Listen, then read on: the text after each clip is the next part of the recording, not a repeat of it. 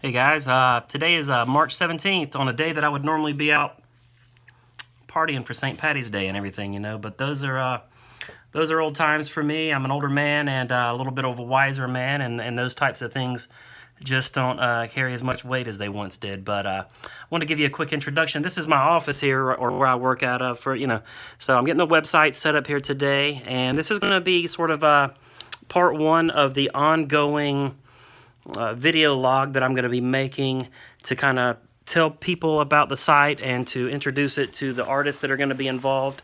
And we're going to have a lot of fun with this thing. And I want to make another introduction of sorts. Let me get a little. Ugh. We're going to need another little sip of something better than that. But my goal, I wanted to kind of show you what's going on. We're going to have some fun while we do this.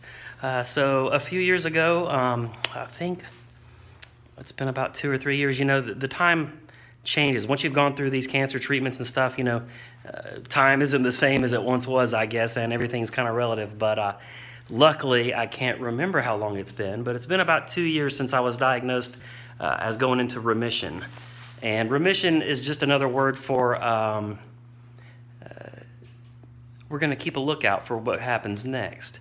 But it's also a great word. It's a beautiful word, but it doesn't mean that anyone's battle is over. So if you know someone with cancer or who's fighting some things, and they tell you they're in remission, and you're like, oh, thank you so much. Well, that's wonderful. And it is wonderful, but it doesn't mean that it doesn't weigh on you constantly, or that you don't have doctor visits anymore, or that there won't be a case of the sniffles or something like what I've been having the last week or so, where you've got allergies and you think you might be dying of cancer again. So those are the types of thoughts that maybe go through people's heads when they're kind of coming out of treatment and stuff. The slightest little thing will freak you out a little bit. So it's just something to kind of keep in mind as a little word to the wise for those that maybe don't know, or don't be ashamed to ask anybody. I know that when I was going through my treatments and stuff, I would rather talk about it than not in some ways. If I wasn't in the mood, I would let you know. But it's easy to talk to someone that's going through treatments. You should talk to people that are going through treatments. They're probably open and willing to share their stories, and they may have some words of advice and like a new perspective on life that might go a long way. So I was going to do something fun real quick. I'm going to wash the Curevette. So let me tell you about the Curevette real quickly. When I was diagnosed with remission, I decided, you know what I want to do? I want to buy that car that I always wanted, and I always wanted a Corvette. So, boom, I went and got it. You know what I'm saying? It was one of those, boyhood fantasies, right? To have a hot red Corvette, and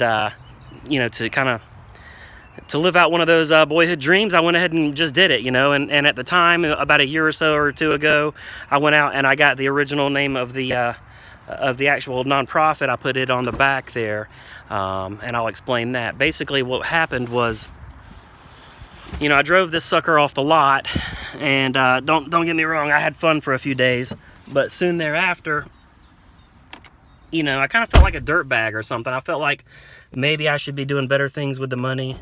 Maybe I should try to improve other people's lives with that money, and not be so greedy and all that. But this was it was also a good thing, because no matter where I went, and wherever I'm about to go, we're gonna see, and I won't get in a wreck, I hope. But seatbelts, people. It's kind of like wherever I would go, people talk about the Corvette, and hey man, nice car and all this stuff, and so, whereas I was feeling kind of dirty inside for buying it, I also thought to myself, well, you know what I'm going to do?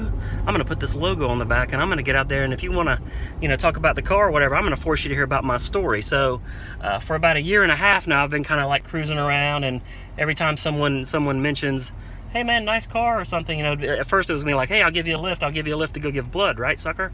And that wasn't going to turn out right, because this world, once again, it kind of steps in and says, yeah, you want to give somebody a ride to go give blood, you need to have a ambulance license and insurance, you jackass. So I knew that wasn't going to work. But what it did do was it drew a lot of eyes, and I did notice that. So now I've put two and two together, and because people like Corvettes, people like cars, people like things of the world, more so than I do anymore. I mean, I'm just a simple enough guy. If I don't have it tomorrow, it's not going to break my heart. But what would break my heart is not getting my message out. So my goal right now is to visit tattoo parlors, and they're up and down the strip. I mean, this is Loganville, and there's like 3 or 4 I could probably cruise past here in just a few seconds if I don't get no wrecked right there. But the premise is this. So we're going to take the Corvette out. It's going to draw some eyes, some attention. And then as we pull into these parlors and stuff, you know, it's inevitably going to be the case where the artist is like, hey man, nice ride and all this stuff. You know, I'm like, yeah, sure. Let me tell you my story. You know, so we're going to kind of use this sucker for good. Here's a tattoo parlor right here. That might be the first one we hit. Do you see that sucker? And so again, it's one of these things where they're all over the place. The car is going to end up doing some good things, and I'm going to have a little fun with it too. And you'll get to see that not everybody that's riding around in a Corvette is such a jerk-face creep, right?